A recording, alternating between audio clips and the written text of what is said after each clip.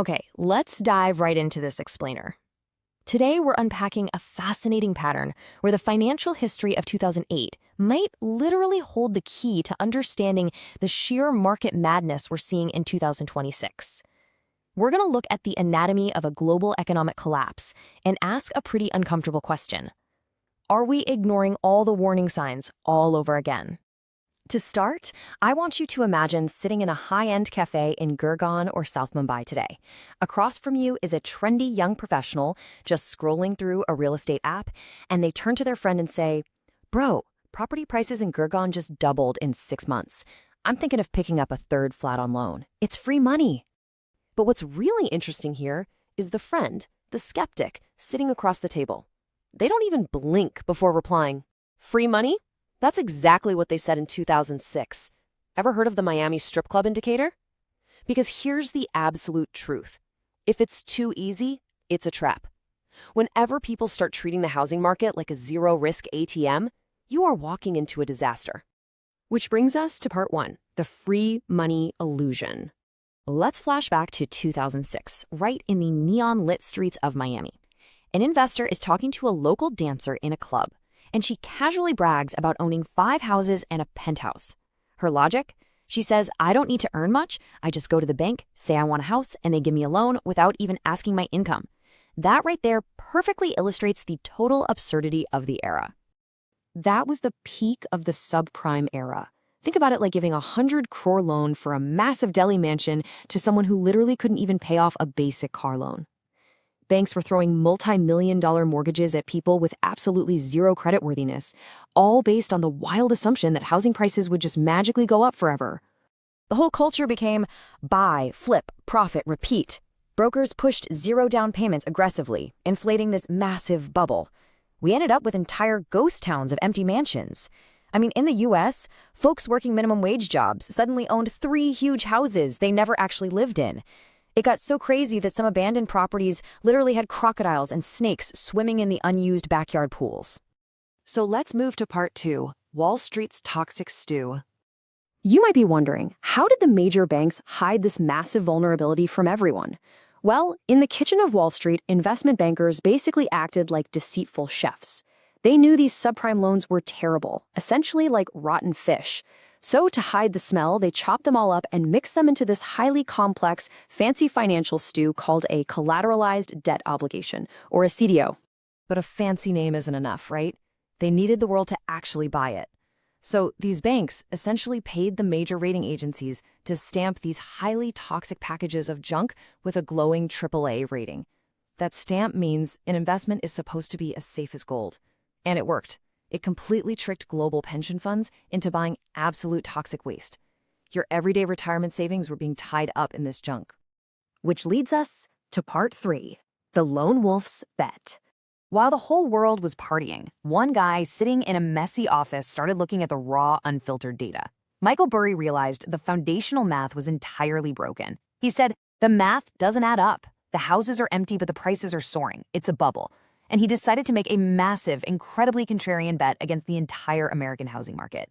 Burry basically went out and bought fire insurance on a burning house through something called credit default swaps. He went straight to the big banks and said, "I want to bet that this whole housing market crashes." And the arrogant bankers, they literally laughed at him. They gladly took his premium money because they were convinced it was just free cash for them. But of course, Burry had the last laugh. When the inevitable collapse finally hit, his payout was absolutely astronomical. $700 million. That staggering number is the personal profit Burry walked away with from those credit default swaps. Let's look at part 4, the Lehman tsunamis. Because when the dominoes fell, they fell hard. On a Monday morning, Lehman Brothers, a 150-year-old titan of finance, just vanished overnight. It remains the largest bankruptcy in history. Just a year prior, in 2007, they recorded a $4.2 billion profit. But because they were leveraged to the absolute gills with those toxic subprime CDOs, they completely collapsed on September 15, 2008. The legendary Warren Buffett described this mass delusion perfectly. He said it was like going to a Cinderella party. Everyone is having a fantastic time, but it's guaranteed to turn into mice and pumpkins at midnight, yet nobody wants to leave even a minute early. When the clock struck 12, a tsunami hit. Suddenly, no bank trusted any other bank. Lending completely froze, and the entire global financial engine seized up. Now, Part 5, Bailouts and New Money. When the dust finally settled, we got a brutal reality check via a total split-screen experience. On one side, the top 1% got a $700 billion taxpayer-funded bailout from the government. The executives who caused the mess largely walked away rich, carrying boxes out of their offices with their bonuses intact. But for the 99%, it meant lost jobs, foreclosed homes, and everyday people desperately standing in lines at soup kitchens. That staggering unfairness completely shattered public trust. As our skeptic back in the cafe points out, people entirely lost faith in banks and governments. And that is exactly why Bitcoin was born in 2009. It was created as a decentralized escape hatch, a way to hold value that corrupt centralized banking systems and money-printing governments simply couldn't touch. Which brings us to our final section. Are we repeating 2008? Snapping back to that high-end cafe today, the protagonist puts their phone down and asks the big question. So, is it repeating? The skeptic's answer is chilling. Cycles always repeat. In 2026, we are seeing massive macro-level cracks. The Japanese yen crashing, the U.S. Treasury stepping in to directly prop up bond markets, and central banks aggressively hoarding physical gold while stepping away from the dollar. These are glaring signals that the whole system is incredibly fragile right now. And honestly, just look at the stock market overvaluation today. When we measure market value against the actual economy using the Buffett indicator, valuations in 2026 are stretched even tighter than they were during the dot-com bubble or the 2021 liquidity pump. We are essentially sitting on a massive powder keg that's only being kept alive by constant government intervention.